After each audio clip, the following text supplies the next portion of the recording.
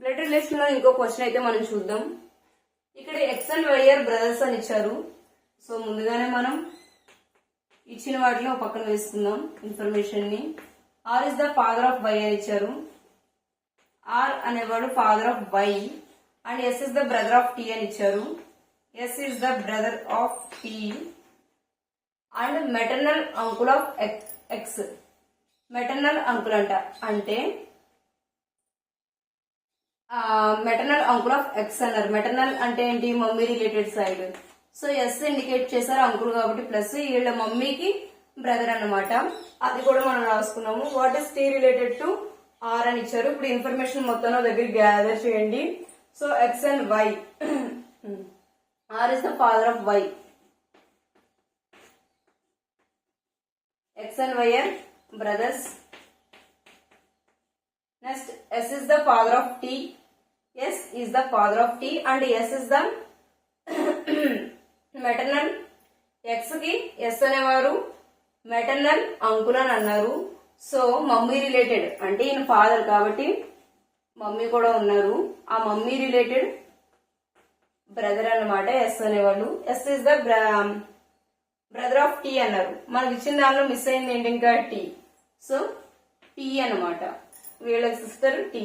So ఆఫీస్ T related to R. R కి T ఏమవుద్ది అని అడుగుతారు. ఆర్ కి టీ ఏమవుద్ది పర్టికులర్ గా తెలుస్తుంది, వైఫ్ అవుతుంది.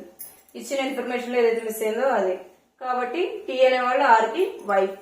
ఇక్కడతో ఈ క్వశ్చన్ అయితే సాల్వ్ అయింది. తర్వాత వచ్చేసి మనం అంటే ఒక ఫోటోని పాయింట్ చేస్తూ ఆ ఫోటోలో ఉన్న వాళ్ళు ఇలా ఇలా అవుతారు అని చెప్పేసి రిలేషన్ అనేది ఉంటుంది. సో ఆ క్వశ్చన్ ఎలా సాల్వ్ చేయాలి ఈజీగా అనేది నెక్స్ట్ క్లాస్ లో చూస్తే మనం బ్లడ్ రిలేషన్ లోని ఒక ఫోటోగ్రాఫ్ ను పాయింట్ ఆఫ్ చేస్తూ దాని నుంచి మనం ఇన్ఫర్మేషన్ ఎలా గ్యాదర్ చేయాలి అనే దాని గురించి చూస్తున్నాము. He's the only son of the wife of my husband's father అని ఇచ్చారు. సో దాన్ని ఎలా చూడాలి అనేది మనం చూద్దాము. ఆవిడ ఏం చెప్తుందంటే ఒక ఉమెన్ ఒక ఫోటోని పాయింట్ ఆఫ్ చేస్తూ ఆ ఫోటోలో ఉన్న ఆయన ఎవరో కాదు, ఆయన ఒకే ఒక సన్. అంటే మా హస్బెండ్ ఫాదర్ ఎవరైతే ఉన్నారో వాళ్ళకి ఆయన ఒకే ఒక సన్ అని చెప్తుంది అనమాట. అయితే ఆ మ్యాన్ రిలేటెడ్ టు ఉమెన్. ఆ మ్యాన్ ఉమెన్ కి ఎలా రిలేటెడ్ అది చూద్దాం ఒకసారి. ఇక్కడ మనం ఏదైనా చెప్పేటప్పుడు నేను అని అనుకోవాలి. So he's the only son of the wife of my husband's father. ఇక్కడ ఒక వైఫ్ అయితే ఉన్నారు. Wife of my husband's father's only son. He's the only sun.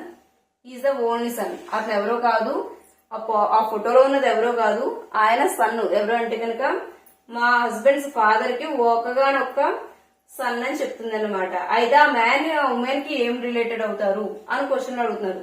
ఏమవుతారు? ఇక్కడ చెప్పేది ఈవిడ చెప్తుంది ఫోటోని చూపించి.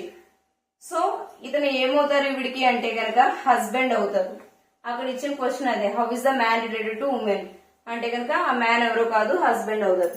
ఎప్పుడైనా సరే పాయింటింగ్ చేసేటప్పుడు ఆ ఫోటోగ్రాఫ్ లో పాయింట్ చేస్తాను అంటే చెప్పేది ఎవరో కాదు నేనే అని మీరు అనుకోండి. అనుకొని మీరు సమ్ ని స్టార్ట్ చేశారు అంటే కనుక అది ఈజీగా అయిపోతుంది. ఇక్కడ మనం ఏ లింక్ తీసుకున్నాం? The wife of my husbands. My husband అని అన్నాను నేను ఇక్కడ. అంటే నా హస్బెండ్స్ ఫాదర్. ఇక్కడ ఇది నేను అని అనుకున్నాను. అనుకొని నా హస్బెండ్ ఫాదర్ ఉన్నారు. ఆ ఫాదర్ కి ఒక్కగానొక కొడుకు అంటే ఎవరు? మా ఆయన అవుతారు. సో ఆ విధంగా తీసుకోండి. ఎప్పుడు కూడా ఏదైనా పాయింట్అవుట్ చేసేటప్పుడు అది నేను అనుకుని మీరు సాల్వ్ చేసినట్లయితే కనుక అది ఈజీగా సాల్వ్ చేయగలుగుతారు. లేదు అంటే చాలా కన్ఫ్యూజన్ గానీ చాలా క్లమ్జీగాను అనిపిస్తుంది. సో ఇలా చూసుకున్నారనుకో విత్ ఇన్ సెకండ్స్ లో మీకు ఆన్సర్ అనేది వచ్చేస్తుంది.